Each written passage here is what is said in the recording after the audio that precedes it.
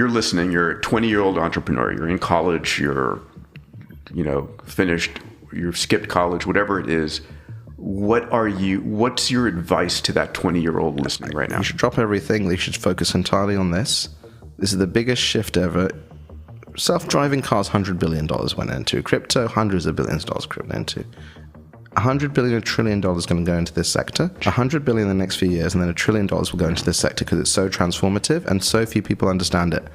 There's never been a technological advance that will diffuse as fast as this. So this is electricity. This is the Gutenberg press times a billion. Right? This is the Gutenberg press times a billion because it's not just writing.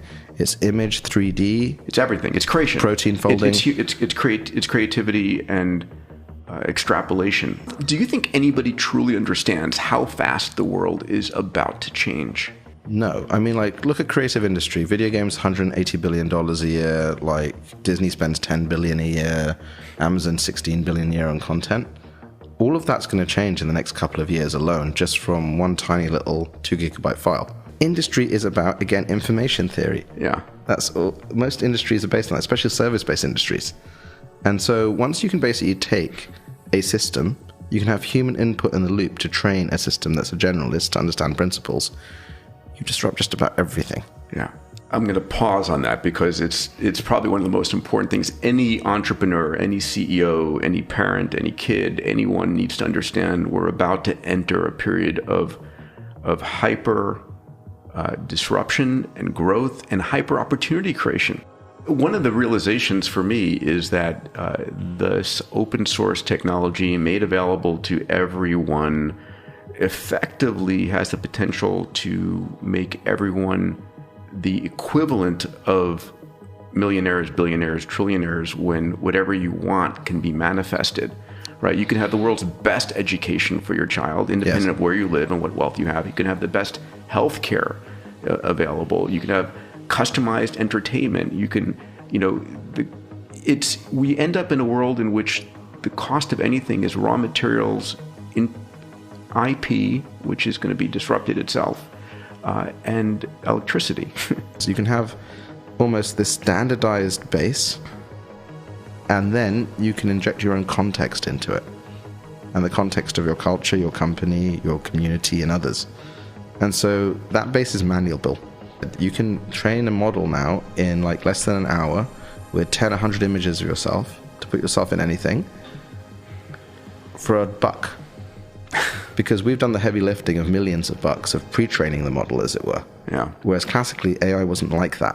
So if I wanted to create a virtualized host of myself, being able to, on screen, play me, say what I want to say, that's here now. It's here now. The technology is here now. The implementation needs to be there. So one of the companies we work with is called Alethea.ai. And so they use our language models. And so you can upload your scripts and it'll learn how you speak. This is fundamental infrastructure. Mm-hmm. Access to this technology is a fundamental human right. Yeah. Because otherwise what you're going to have, this is a discussion that, I know you've had many times, superhumans and normal humans. Yeah. The ability to communicate and create makes you superhuman. Because it's just not only images, it's presentations, it's being able to, we have voice-to-voice technology that can allow you to speak more confidently. It's interesting. People need to realize that today the poorest among us in society have more than the kings and queens had, a couple of centuries ago. And this is about leveling the playing field. This is the technology, and this is what I care about deeply, and I know you do too, uplifting humanity. Enabling every man, woman, and child to have access to food, water, healthcare, education. And have a voice. Yes. They are invisible. And have dreams. Yeah. And have dreams and have the tools to fulfill those dreams. To have agency. Because this AI can be finally the thing that can stabilize a complex system that is humanity and allow us to achieve our potential. That's a infrastructure platform that uplifts all of humanity. Yes, and again, it should be run by the people for the people. So our subsidiaries in the countries, we're putting aside 10% of the equity for the kids that use the tablets, and I'm never going to take a penny out of any of them until IPOing them, because they should be owned by the people. Citizens are intelligent. They don't have access to be able to take that intelligence and build. Yeah. To build for themselves and extend that. We can make that infrastructure now to do it for the first time ever. But I realized there's nothing I can't do.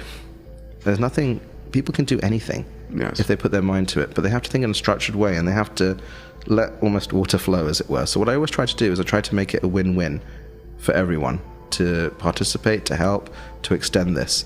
And at a time of absolute change, you can make that happen. So this is why I go to the future and I go back to the past and I work back that way, which I think a lot of people don't because they get stuck in the present. So it's the moonshot mindset looking to the future and, again, recursively back propagating.